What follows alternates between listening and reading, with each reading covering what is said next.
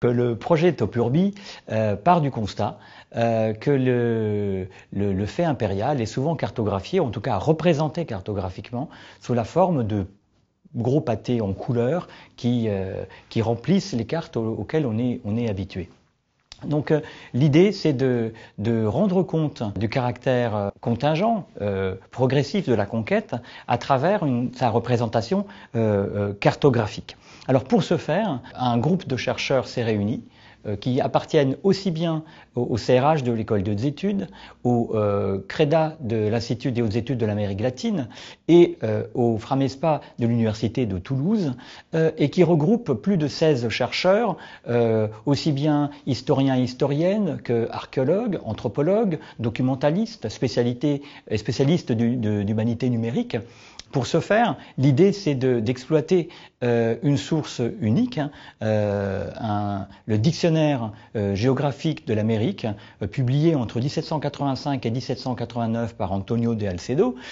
et qui répertorie l'ensemble de la géographie américaine et plus particulièrement en ce qui nous concerne, l'ensemble des villages, des bourgs et des villes de l'Empire espagnol sur toute sa géographie depuis la Patagonie jusqu'en Californie, qui étaient les extrêmes de l'Amérique hispanique à la fin du XVIIIe siècle. L'idée de constituer un répertoire de tous ces lieux habités est de pouvoir saisir au plus près du territoire, de la présence réelle, ce qui relevait véritablement d'une domination politique ou juridictionnelle hispanique par le biais de la première unité de mesure qui était le pueblo. C'est le plus petit dénominateur, le village si l'on veut, et qui regroupe aussi bien le pueblo habité par des hispaniques et le pueblo des indios, bien souvent une mission religieuse. On a là, à partir de là, un maillage qui va se constituer vers le haut, vers des unités de plus en plus importantes, et qui donne véritablement à voir quelles étaient véritablement les régions possédées, et quelles étaient, c'est là un élément extrêmement important de ce projet, quelles étaient les régions qui ne relevaient pas de la domination hispanique et qui relevaient donc d'autres dominations. Alors deux hypothèses courent en filigrane derrière le projet même de Topurbi. L'un est, comme je l'ai dit, cette volonté de montrer au plus près du sol la vérité de la présence, en tout cas la réalité de la présence hispanique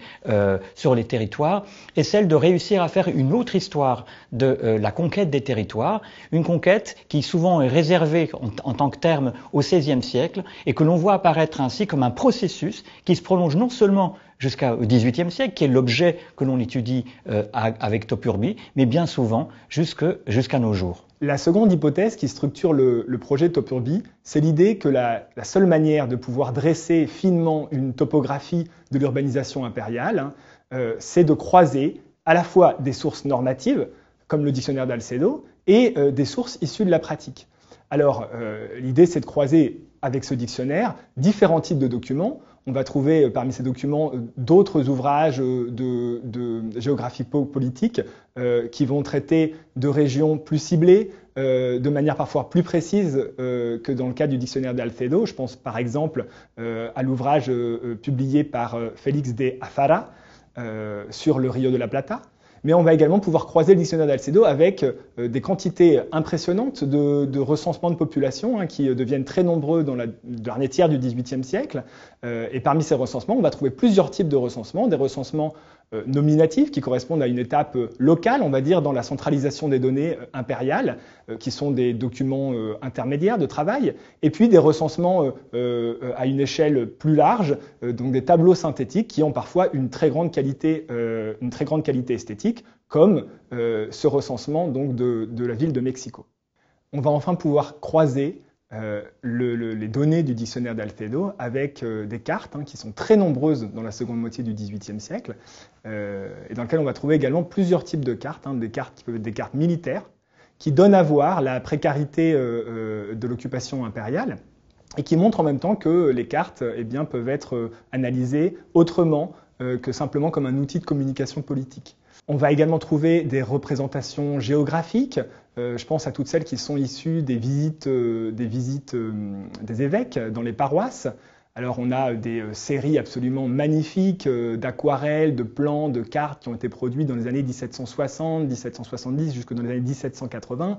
Je pense à ces séries d'aquarelles produites par l'archevêque de Mexico, Alfate, en 1767, sur la Nouvelle-Espagne. Je pense également à cette série de très belles aquarelles, 111 aquarelles produites par l'archevêque du Guatemala, très peu de temps après, entre 1768 et 1771. Et enfin, les aquarelles, mais également les cartes et les plans que produit l'évêque Martínez Compañón, évêque de Trujillo, sur le Pérou, dans les années 1780. Alors, l'ensemble des données qui vont être recueillies aussi bien cartographiques que linguistiques par Topurbi a pour but, en fin de compte, de contourner et de combler les vides et les impensés de l'archive coloniale. Et il nous semble, à l'ensemble des chercheurs qui composons cette équipe de Topurbi, que à l'heure actuelle, ça peut produire un ensemble de données hautement sensibles, puisque nombre de peuples autochtones font remonter auprès de leurs gouvernements nationaux des demandes territoriales qui pourront se fonder en partie sur le patrimoine cartographique que nous allons pouvoir produire. En ce sens, Topurbi ressemble bien à une sorte de production de archives déclassées.